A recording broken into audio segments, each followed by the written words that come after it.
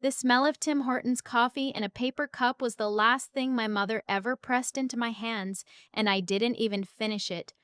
I set it on her kitchen counter that Tuesday morning, told her I'd be back Thursday, and drove the 2 hours back to Halifax without looking in the rearview mirror. She was gone by Wednesday afternoon.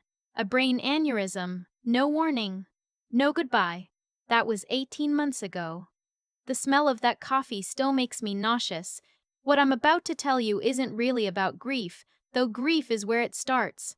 It's about what happens when the people who are supposed to hold you up while you're broken decide instead to reach into your pockets while your eyes are still red from crying. My mother's name was Carol. She was 61 years old, a retired school librarian, and she owned a small bungalow on the outskirts of Truro, Nova Scotia. The house she'd bought herself after my father walked out when I was 9 and my brother Mitchell was 12. She'd made every mortgage payment alone, refinished the hardwood floors herself on a teacher's salary, planted the garden out back one bulb at a time. That house was her. Every room smelled like her. The kitchen walls were still the pale yellow she'd painted them the summer I turned 16. She left it to me. I didn't know that when she died. I didn't know anything about her. Well, those first few weeks, I was just trying to get out of bed. Mitchell called me the night of the funeral. I was still in my black dress, sitting on the floor of my childhood bedroom with a glass of wine I hadn't touched, and my phone lit up with his name. I answered because he was my brother, because we had just buried our mother, and I thought maybe he was calling to check on me. We had never been close. He'd moved to Calgary for work 12 years ago and had come back to Nova Scotia exactly twice since then, once for a cousin's wedding, once because he needed money. But she was our mother. I thought that still meant something. "Have you looked at the will yet?" he said. No hello. No. "How are you holding up?" I told him I didn't even know where she kept it. There was a pause I couldn't read. Then he said, "We should talk soon, before anything gets complicated." I told him sure, whenever he wanted, and he hung up. I should have heard it then, the specific flatness in his voice, the word complicated. But I was 31 years old, and I had just lost my mother, and my brain was wrapped in gauze. I couldn't hear anything clearly. Her estate lawyer, a quiet, methodical woman named Miss Ills Dempsey, who had known my mother for years, called me the following week. She read me the will over the phone because I'd asked her to, because I couldn't make myself drive back to Truro yet. My mother had left me the house and its contents. She'd left Mitchell a cash sum of $22,000 from her savings and her car. She'd also left a handwritten note in the file, which Ms. Dempsey read to me word for word. I love both my children equally. Mitchell has had my help many times over the years when he needed it. The house is Renata's. She stayed. She showed up. The house is hers. I had to set the phone down for a minute. When I picked it back up, Ms. Dempsey told me that Mitchell had already called her office. Twice. He drove from Calgary with his wife Courtney in a rental car. They didn't tell me they were coming.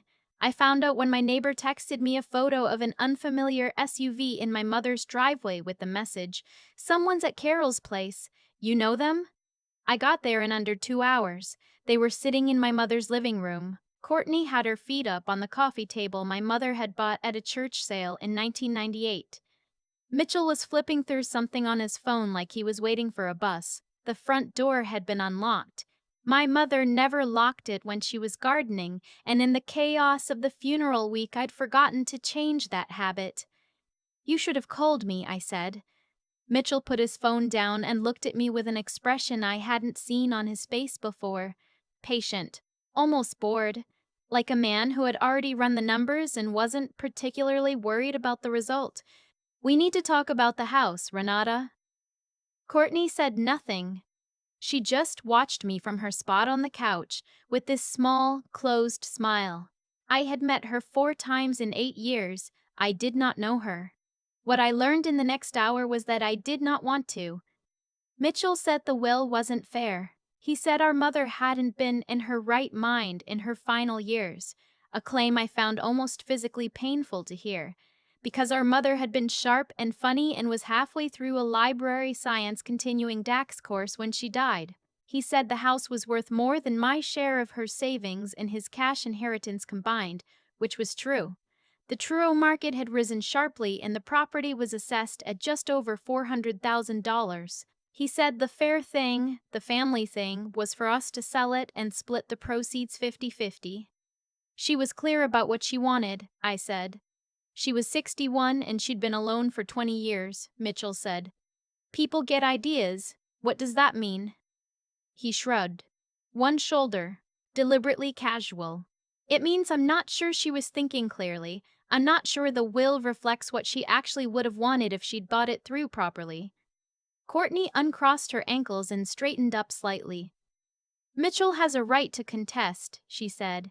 Her voice was pleasant, measured, like she was discussing a minor scheduling conflict. We've already spoken to a lawyer.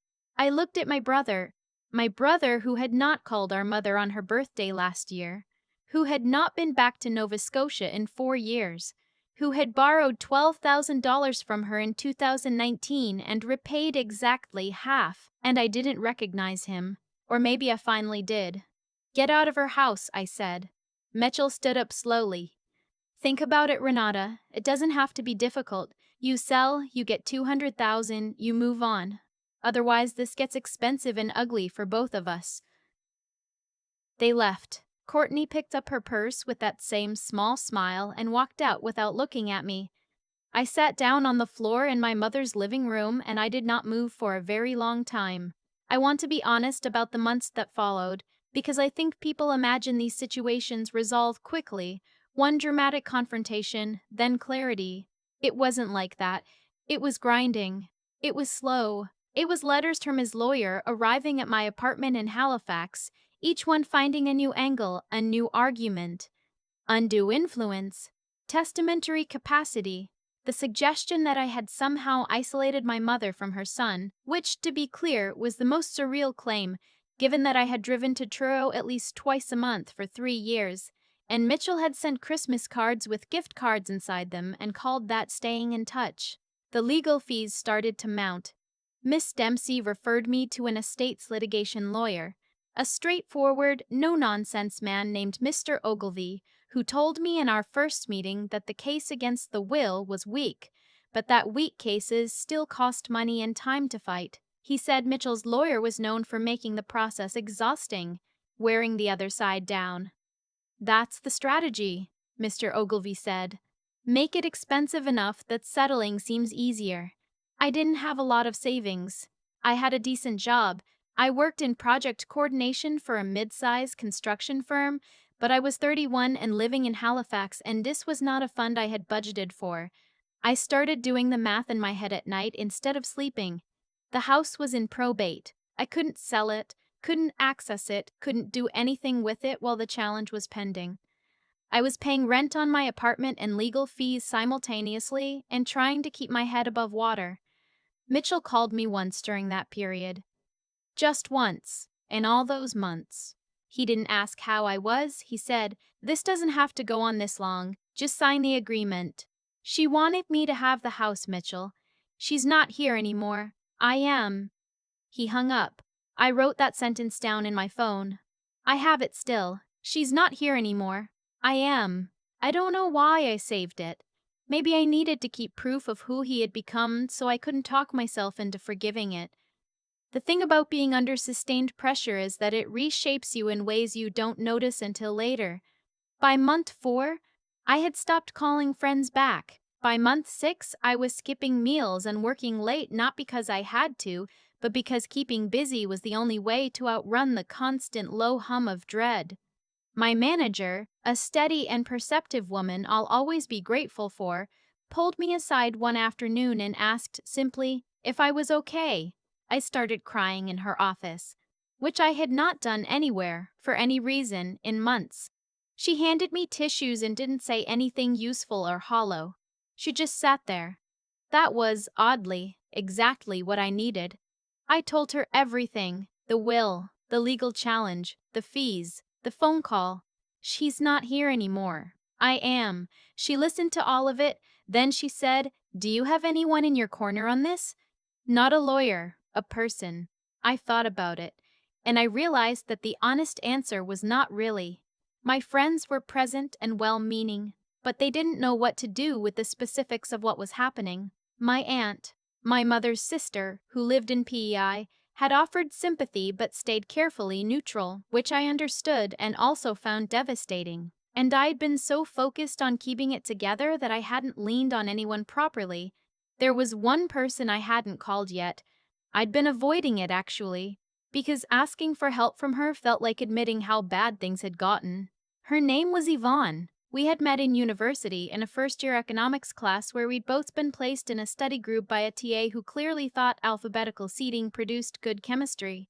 We had been friends for 12 years. She was the kind of person who remembered things, the real things, the exact dates of hard anniversaries, the name of a doctor you mentioned once months ago. She had texted me regularly since my mother died, and I'd replied with short, fine-ish messages, and she had not pushed, because she knew me well enough to know I would come when I was ready. I called her on a Sunday night in February, 8 months after my mother died, sitting in my car in the parking lot of a grocery store because I'd driven there and then couldn't make myself go inside. She answered on the second ring. I told her everything I told my manager, except with less composure. Yvonne listened and didn't interrupt, which is a skill I genuinely admire in a person. When I finished, she was quiet for a moment. "Okay," she said. "First question, does your lawyer know about the $12,000 Mitchell borrowed and only partially repaid?" I paused. "I don't think I mentioned it. Tell him. That's a pattern, Renata. That's a history of financial extraction. It matters." She was right. It mattered enormously. Mr. Ogilvy, when I mentioned it in our next meeting, said it didn't change the legal argument, but it absolutely informed the picture of who was challenging the will and why, and it could become relevant if Mitchell tried to claim he'd had an especially close, supportive relationship with our mother in her final years. Yvonne also talked to her cousin, who worked in real estate law in Ontario and, while not licensed in Nova Scotia, was able to give me a sense of what to look for and what questions to keep asking. She came to Halifax for a weekend in March, and we sat at my kitchen table for an entire Saturday going through every document I had, organizing them chronologically. She made me eat. She made me sleep. She did not let me spiral. I don't know how to adequately describe what it meant to have someone simply show up like that. Not a professional, not someone who was paid to care about the outcome, just a person who had decided that I was not going to go through this alone. In April, Mitchell made a mistake. He sent me a text. I have never been entirely sure whether it was an accident or a moment of arrogance, whether he forgot himself or whether he simply didn't think it would matter. The message was 3 sentences long and it was addressed to me, but it read like it was meant for Courtney. "She's still holding. Ogilvy won't let her settle. We wait her out. She can't afford this forever." I sat with my phone in my hand for a long moment. Then I forwarded it to Mr. Ogilvy with a single line. "Is this useful?" He called me back within the hour. "That," he said, "is evidence of bad faith litigation strategy. They are explicitly prolonging the dispute with the intent of financially exhausting you. That changes our options." I won't pretend I understood every step of what happened next. Legal processes are slow and opaque and require a patience I was running very low on. But what I do know is that Mr. Ogilvy used that message alongside the documented history of Mitchell's financial relationship with our mother, the absence of evidence for any of his claims about her mental state, and several written records I had found in her desk drawer, including a card Mitchell had sent her in 2022 asking for money to build a response that was, as he put it, difficult to sustain against. Mitchell's lawyer requested a settlement conference. We agreed to attend. I drove to Truro the night before. I stayed in my mother's house, our house, for the first time since she died. I hadn't been able to make myself do it before. The rooms were exactly as she'd left them, which was both a comfort and something close to unbearable. Her reading glasses were still on the side table. Her handwriting was still on the magnetic notepad stuck to the fridge. Oat milk, lemons, call Renata back. I stood in the kitchen for a long time reading that note. I thought about the version of me who would have just given in. who was tired enough and grief-stricken enough and financially stretched enough that signing Mitchell's agreement would have felt like relief. I understood that version of myself. She had been very close to the surface for months, and I thought about my mother, who had made every payment alone, who had written that note in her will, she stayed, she showed up, and who had, in some quiet way, been trying to tell me something about my own worth, even after she was gone. I did not sleep well, but I got up in the morning, put on the blazer I'd worn to job interviews and hard conversations, and I drove to the mediator's office. Mitchell arrived with Courtney and their lawyer. He looked, honestly, like someone who had expected this to be over already. There were shadows under his eyes. Courtney had lost the small smile. The mediator read through the relevant materials. Mitchell's lawyer presented their case. Mr. Ogilvy presented ours. Then the mediator asked if there were any additional documents the parties wished to reference. Mr. N. Ogilvy placed Mitchell's text message on the table. I watched my brother read it. I watched him understand what he had done. His lawyer asked for a recess. They were in that side room for 40 minutes. I sat in the hallway with Mr. Ogilvy and Yvonne, who had driven up from Halifax that morning without me asking, just appeared in the parking lot when I arrived, and I drank terrible coffee from a vending machine and tried to keep my hands steady. When Mitchell's lawyer came back out, he informed us that his clients were withdrawing the challenge to the will. That was it. No drama, no scene. Mitchell walked past me in the corridor on the way out, and for a moment I thought he might say something. He didn't. Courtney didn't look at me at all. They walked out, got in their car, and drove away. I stood in that hallway and I felt something I hadn't felt in over a year, like I could breathe all the way down. Yvonne hugged me for a long time. She didn't say anything and she didn't need to. I'm writing this from my mother's house. My house now, legally and fully, 3 months after the mediation. I've been spending weekends here, staying in her room because I can't bring myself to change it yet, making coffee in her kitchen and letting the dog, a scrappy terrier mix I adopted in January, partly as an act of self-preservation, run the length of the backyard she planted one bulb at a time. The legal bills took most of my savings. I am rebuilding slowly. The house needs work. The roof will need to be replaced within a few years, and the bathroom tiles are original to 1989, but I'm learning things. I watch videos. I ask questions. I am turning out to be more capable than I thought, which feels like one of the stranger gifts this year has given me. Mitchell and I have not spoken since the mediation. I don't know if we ever will. I've spent a lot of nights trying to work out whether that's a loss I should grieve, and I keep arriving at the same place. You can love someone and still recognize that they showed you, clearly and repeatedly, who they chose to be. I'm not angry anymore. I'm not sure what I am. Something quieter than anger. Something that doesn't have a clean name. What I know for certain is this: my mother knew what she was doing. She had watched for 30 years who showed up and who sent a card. She had watched who called back and who borrowed and who stayed. She wrote it down. She stayed. She showed up. The house is hers. I found her note to Miss Dempsey printed and tucked into the back of a book on her nightstand, a novel about a woman who rebuilds her life after an enormous loss, which felt almost too pointed to be accidental. The note was in her handwriting, slightly uneven, the way her writing always was, because she'd broken 2 fingers on her right hand in a car accident decades ago, and they'd healed crooked.